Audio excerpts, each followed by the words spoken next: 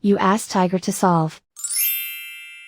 This deals with linear equations with one unknown. The final result is x equals -1. Let's solve it step by step. Simplify the expression.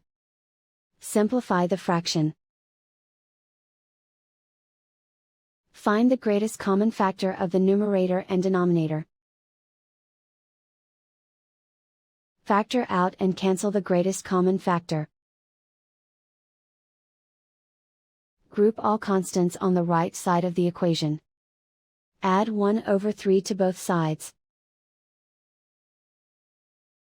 Combine the fractions. Combine the numerators. Reduce the zero numerator. Simplify the arithmetic.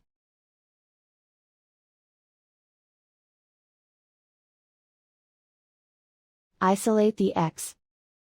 Multiply both sides by inverse fraction 3/(-1).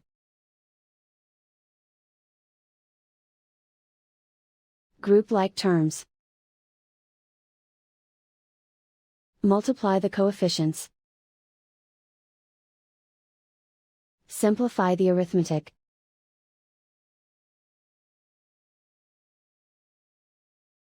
Multiply the fractions. Simplify the fraction. And so the final result is x equals -1.